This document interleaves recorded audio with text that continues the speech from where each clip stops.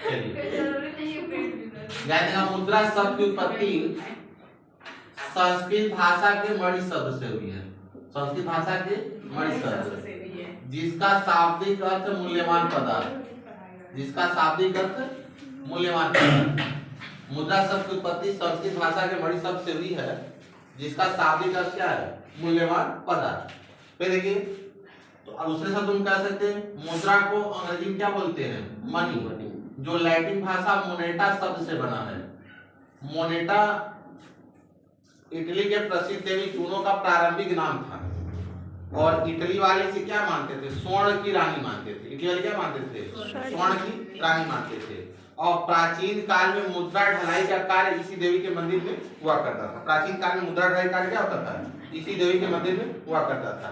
अब देखिए एकदम आसान और स्पष्ट डिफिनेशन हम आपको बता दें कि मुद्रा वह माध्यम है जिसकी सहायता से वस्तुओं एवं सेवाओं का क्या करते हैं? हम आदान प्रदान करते हैं। मुद्रा वह माध्यम है जिसकी सहायता से वस्तुओं सेवाओं क्या करते हैं? आदान प्रदान करते हैं। वो क्या कहलाता है? हमारा मुद्रा कहलाता है। किसी भी देखिए हम वर्कर की, वकील की, डॉक्टर की, इंजीनियर की सेवा लेते हैं, बदले में उसको फीस देते हैं, मुद्रा के रूप में देते हैं।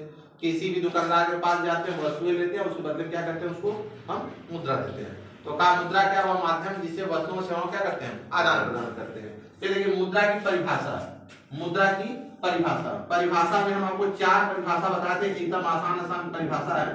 पहला परिभाषा जो है प्रोफेसर हार्टले विदर्स के अनुसार, प्रोफेसर हार्टले विदर्स के अनुसार इन्होंने एकदम आसान परिभाषा दिया विदर्स के अनुसार कि मुद्रा वह है जो मुद्रा का कार्य करे। इन्होंने एकदम आसान परिभाषा क्या दिया? का मुद्रा वह है जो मुद्रा का कार्य करे। प्रोफेसर हार्टले जैसे क्या बोला? मुद्रा वह है जो मुद्रा का कार्य करे। फिर देखिए दूसरी परिभाषा जो बताते हैं प्रोफेसर प्राइस। प्रोफेसर प्राइस ने एकदम आसान परिभाषा दिया है सिक्के केवल धात्विक सिक्के क्या कहलाते हैं? मुद्रा कहलाते हैं। इन्होंने कहा कि सिक्के केवल धात्विक सिक्के क्या कहलाते हैं? मुद्रा कहलाते हैं। फिर देखिए तीसरी परिभाषा मैंने आपको बताया था प्रोफेसर सेलिंगमैन के अनुसार। प्रोफेसर सेलिंगमैन के अनुसार इन्होंने एकदम आसान परिभाषा दिया था। प्रोफेसर सेलिंगमैन एकदम आसान परिभाषा दिए थे कि मुद्रा वह है जिसे सर्वग्राह्यता प्राप्त हो।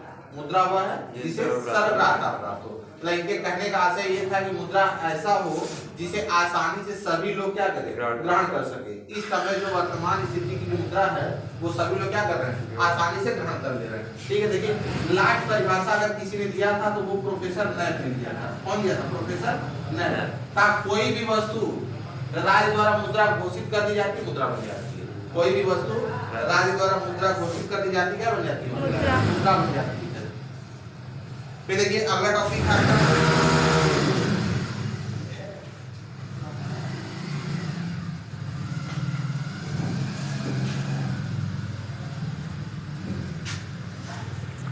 मुद्रा के कार्य।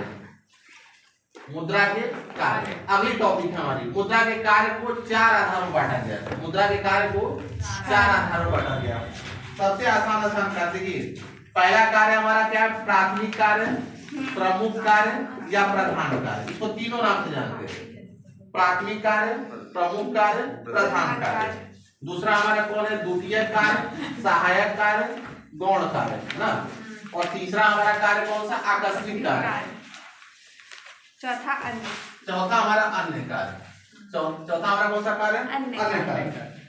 अब देखिए प्राथमिक कार्य में 2 कार्य मुख्य रूप से इंपॉर्टेंट है। प्राथमिक कार्य में 2 कार्य। फर्स्ट हमारा क्या दिया? विनिमय का माध्यम। विनिमय का माध्यम का वर्तमान समय में अब किसी भी व्यक्ति को अपनी वस्तु देके और बदले में दूसरी वस्तु लेने की आवश्यकता नहीं है, क्योंकि मुद्रा के आने से मनुष्य के सामने की यह कठिनाई क्या हो गई? खत्म हो गई ना। मुद्रा के आने से मनुष्य की यह कठिनाई क्या हो गई? खत्म हो गई। अब मनुष्य क्या करता? अपनी आवश्यकता से अधिक वस्तुओं क्या करता? मार्केट में बेच लेता है और बदले में उसे क्या मिलता है? मुद्रा मिलता है। और उसी मुद्रा से अपनी आवश्यकता की क्या करता? वस्तु खरीद लेता है। तो वर्तमान समय विनिमय का माध्यम हमारा क्या बन गया? मुद्रा बन गया। फिर देखिए मूल्य का मापक। मूल्य का मापक का एकदम आसान टॉपिक है। मूल्य का मापक दूसरा देखिए का जिस प्रकार वजन नापने के लिए किलोग्राम होता है, द्रव नापने के लिए क्या होता है? लीटर होता है। शरीर का तापक्रम नापने के लिए क्या होता है? थर्मामीटर होता है। वायु का दाब नापने के लिए क्या होता है? बैरोमीटर होता है ना। कपड़ा नापने के लिए क्या होता है? मीटर होता है। का ठीक उसी प्रकार वस्तुओं और सेवाओं का मूल्य किसमें नापते हैं? मुद्रा में नापते हैं। अब देखिए तीसरा कार्य, दूसरा कार्य क्या है? देखिए कार्य देखिए, अब दूसरा कार्य सबसे पहला क्या है? भावी भुगतान का मान। भावी भुगतान का मान का वर्तमान समय में जो उधार लेन देन संभव हुआ वह किसके वजह से संभव हुआ? मुद्रा की वजह से। जब हमारे देश में वस्तु विनिमय प्रणाली चलन में थी तो क्या था? उस समय हम उधार लेन देन नहीं कर पाते थे, लेकिन वर्तमान समय क्या हुआ? मुद्रा के आ जाने की वजह से हम वस्तुएं आज क्या करते हैं? उधार ले लेते हैं और इन फ्यूचर क्या करते हैं? उसका हम पेमेंट कर देते हैं। ठीक है, तो भावी भुगतान का मान हमारा कौन बना? मुद्रा बना। फिर देखिए मूल्य संचय, दूसरा सहायक कार्य हमारा क्या? मूल्य संचय का वर्तमान समय में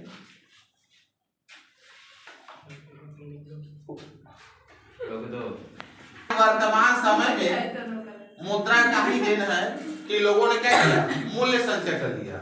आज हर व्यक्ति अधिक से अधिक प्रोडक्शन करता है और प्रोडक्शन करने के बाद क्या करता है? उसे मार्केट में की मुद्रा क्या करता है? प्राप्त कर लेता है और उस मुद्रा को इन भविष्य के लिए क्या करता है? इन फ्यूचर के लिए क्या करता है? बचा के रखता है। तो का मूल्य संचय भी किसकी वजह से संभव हुआ? मुद्रा की वजह से संभव हुआ। फिर देखिए अगला टॉपिक क्या रहा? मूल्य हस्तांतरण। मूल्य हस्तांतरण का वर्तमान समय में मुद्रा का ही देन है कि मनुष्य एक स्थान से दूसरे स्थान पर क्या किया है? आसानी से चला जा सकता है। अगर किसी व्यक्ति को अपने एक स्थान का घर द्वार मकान बेच के और मुद्रा कमा लेता है, उसी मुद्रा से किसी दूसरे देश में जाके या दूसरे स्थान क्या करता है? घर द्वार मकान क्या करता है? ले लेता है। ये किसके वजह से संभव हुआ? मुद्रा से। अगर आप सोचिए मुद्रा चलन में अगर नहीं होता तो यह कार्य क्या होता? संभव नहीं होता। मुद्रा का चलन में नहीं होता तो मूल्य हस्तांतरण हमारा क्या होता? संभव नहीं होता।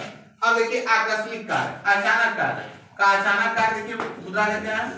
सामाजिक आय के वितरण। पहला कार्य क्या है? आय के वितरण का आधार। आय के वितरण का आधार का मुद्रा का ही देन है कि वर्तमान समय में सभी लोग क्या करते हैं? आय को आसानी से वितरण करते हैं। जैसे एग्जांपल देखिए, उत्पत्ति के 5 साधन हैं: भूमि, पूंजी, श्रम, प्रबंध और शासी। का यह पांचों मिलकर क्या करते हैं? मुद्रा का क्या वस्तु क्या करते हैं? प्रोडक्शन करते हैं और उस प्रोडक्शन क्या करते हैं? मार्केट में बेच देते हैं। जो उनको प्राप्त होता है रकम का भूमिपति क्या करता है? लगान के रूप में लेता है। पूंजीपति क्या करता है? ब्याज के रूप में लेता है। श्रमिक क्या लेता है? मजदूरी के रूप में लेता है। प्रबंधक क्या करता है? वेतन के रूप में लेता है। और शासी क्या करता है? लाभ और हानि के रूप में लेता है। तो आज समाज में आय के वितरण का जो आधार बना वो हमारा कौन सा बना? मुद्रा बना। फिर देखिए अगला टॉपिक है पूंजी की उत्पादकता बढ़ाना। पूंजी की उत्पादकता बढ़ाना, ध्यान देगा। जब हम मुद्रा क्या करते हैं? छोटी छोटी रकमों क्या करते हैं? इकट्ठा करते हैं, संग्रहित करते हैं, तो वो क्या होता है? एक विशाल पूंजी ले लेता है और का उस पूंजी से फिर हम क्या करते हैं? मुद्रा कमाने का प्रयास करते हैं। तो कहीं ना कहीं पूंजी की उत्पादकता कौन बढ़ाता है? हमारा मुद्रा बढ़ाता है। फिर देखिए अगला टॉपिक है साख का आधार। अब देखिए वर्तमान समय में चेक, विनिमय विपत्र, प्रतिज्ञा पत्र, है ना, हुंडी, debit card, credit card, phone पे, गूगल पे, है ना, एक और है ना, इतने जो चलन में है वो किसकी वजह से चलन में है? वो मुद्रा की वजह से चलन में है। अगर आपका मुद्रा न होता तो ना कहीं बैंक होती, ना आपका डेबिट कार्ड होता, ना क्रेडिट कार्ड होता, ना गूगल पे होता, ना फोन पे होता, ना पेटीएम होता, ये सब नहीं होता। आज ये किसका आधार है? मुद्रा का ही देने की, सब हमारा क्या है? इसके आधार पे है। फिर देखिए अगला टॉपिक है हमारा जो है संपत्ति की तरलता। का मुद्रा हमारी क्या है? तरल संपत्ति है। अगर हम संपत्ति की प्रकार देख लें तो का टोटल 6 प्रकार है: स्थायी, चालू, तरल, क्षयशील, संभाव्य, नाम मात्र की संपत्ति या अमूर्त संपत्ति। का उन 6 संपत्ति में मुद्रा हमारा क्या है? एक तरल संपत्ति है। नगद अथवा नगदी के क्या है? समान है। अब देखिए अन्य कार्य, मुद्रा के अन्य कार्य। का मुद्रा के अन्य कार्य को 2 भागों में बांटा गया है। 2 कार्य बता, इच्छा का बाहर, है ना, या इसको हम बोल सकते हैं निर्णय का बाहर। का देखिए हम मुद्रा को ही ध्यान में रख के किसी भी वस्तु के क्रय विक्रय क्या करते हैं? निर्णय लेते हैं। अगर किसी वस्तु को हमें डिफाइन करना, वो कौन सी वस्तु खरीदे कौन सी वस्तु न खरीदे, तो वह उसकी किसको निर्धारित करते हैं?